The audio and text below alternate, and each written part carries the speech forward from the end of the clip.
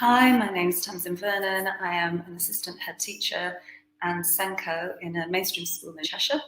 And I'm going to be talking about how we support our staff to engage the children with special needs in the classroom in their learning alongside their more neurotypical peers.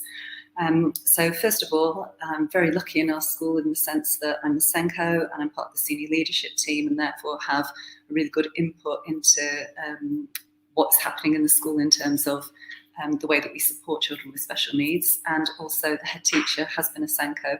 So we are very, very much on the same wavelength and are constantly striving for the children who have barriers to learning in the school.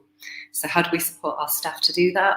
Well, they are always having CPD when it comes to how to support the children in their class with special needs. Lots of our teachers have been trained in Makaton, in sign language. We have SALT training on the go, it seems, all the time. We are training our staff in how to make the classroom accessible for children with spectrum disorders and children with dyslexia.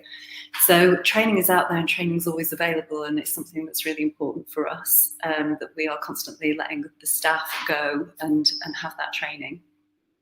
Secondly, what we want as a senior leadership team is for the school to have a whole school or a whole class approach to being inclusive for children with special needs. So, for example, every single classroom in our school has a visual timetable, and all of the children have access to that, and all of the children are included in how it's used.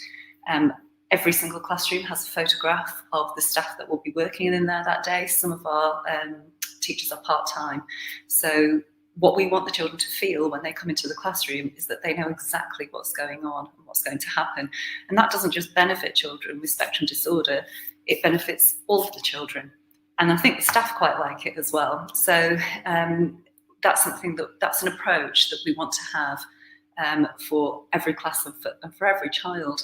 And that kind of inclusivity means that the children with the special needs don't actually stand out or feel that those things are in place just for them.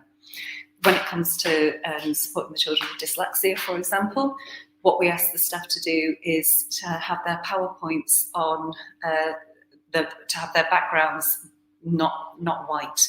So a coloured background to really support those children who are struggling to read. And also the books that we order, the exercise books that we have in school are cream, the paper's cream, so it's not white. So that also supports the children, but they don't know. So they're not children that have special paper, they have books like everybody else, but it supports them, and it's certainly not detrimental to any of the other children in the class. When it comes to supporting the children in the classroom with things like reading and writing and maths, what we try to do is, obviously we differentiate the work if they're struggling to access it, and so that they're always working at their level, and we give as much adult support as possible. However, it's really important for us to have the children communicating as much as possible. So we don't sit the children in rows, they're in groups at tables, and we try and take a Kagan approach where it's mixed ability. And we do that so that children, especially children with communication difficulties, have really, really good role models. And we also enjoy getting the children to coach each other. So children who might be really strong readers or strong writers or strong mathematicians, we ask them to work alongside children who are struggling.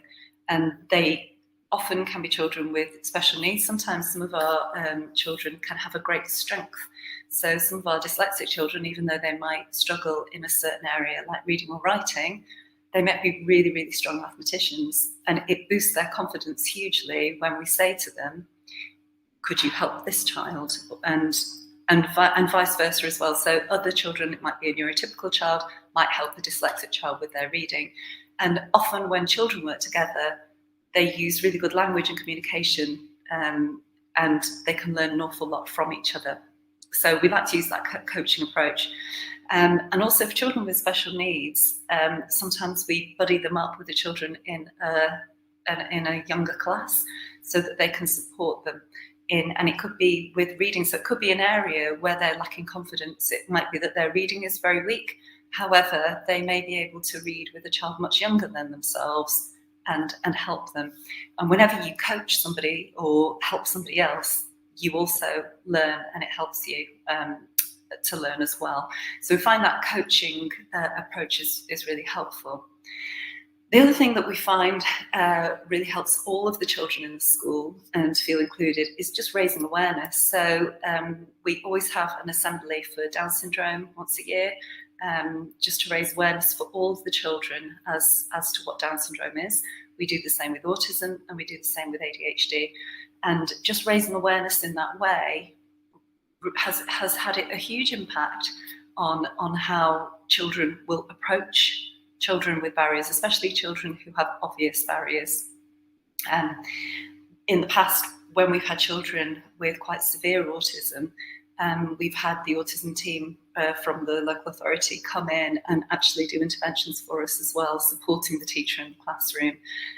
Circle of Friends has been a really good approach for problems when children are struggling to communicate with other children in the class, or where there's been altercations. And we found that has been a really, really good intervention. So if you're struggling in that way with any of your children, I would really recommend that you ask for help from external professionals. But also Circle of Friends has been something that's really, really helped us. So I think that's about all the time I've got. But I think a whole school approach, making children feel included, raising awareness, are really good things to try.